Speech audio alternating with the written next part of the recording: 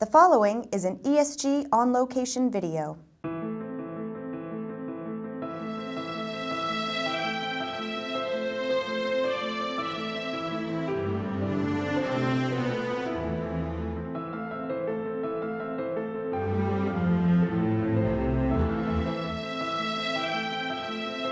Welcome to the Docklands in London's East End, and this week it has been HPE's Discover event. I can't think of any more singular perfect place to put this event, because you look around this place and you cannot imagine more of a selection.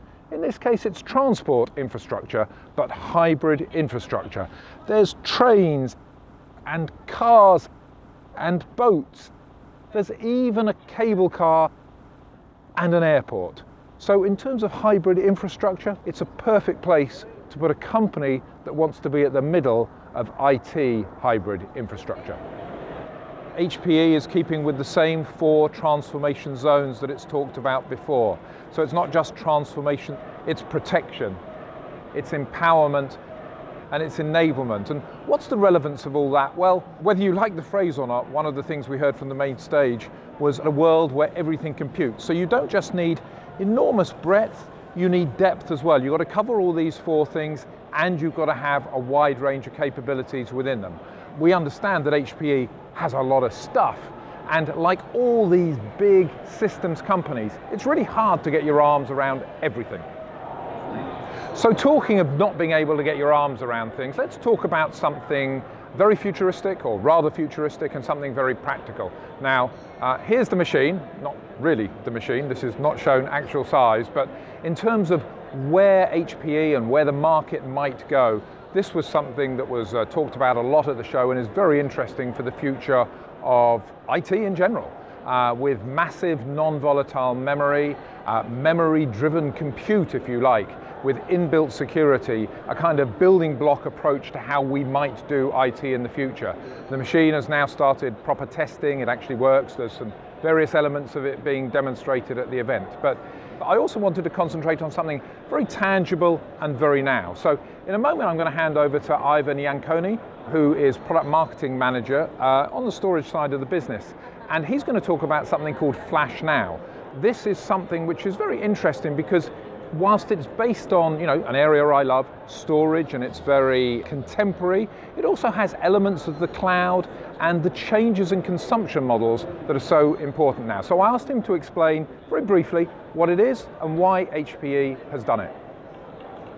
What we've noticed is that our customers are very interested in all flash, but at the same time they're also tempted by the economics of the cloud, in particular public cloud. So with this initiative, we're able to give customers the best of both. We're able to give customers all the flexibility and the speed of on-prem infrastructure, while also having a utility model that is very similar to what you can have with public cloud. We offer this in 2 kinds of flavors.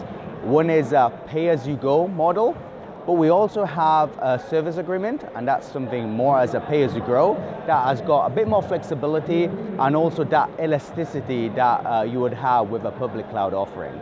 This is not only storage, it can also extend to the fabric, so customers can buy in not only the all-flash array, but also part of the infrastructure. And of course, with all flash, we also want customers to rethink their data protection. And this is why for a little more, they can also opt in a data protection strategy with Recurring Manager Central and our Store Once solution. You could take the implicit message from what Meg was saying on stage that, hey, look, we're HPE and we're going to do less now because of the spin-off merger things going on. But by doing less, we can provide you more. Now, that sounds contrarian and it's a very tight line to read, but it actually makes sense. If you can do less of the technology solutions, but they're the right technology solutions, and meantime you can drive up business value, then I think that's very much where the hybrid-focused HPE wants to be. I don't think there are many companies with the degree of hybrid scale that we've seen around us at this show, and technical chops that even have a chance to do that. As long as HPE can drive up the degree to which it provides orchestration as it gradually drives down the degree to which it relies on certain levels of technology and focuses on the good ones, then I think absolutely this is a place to watch.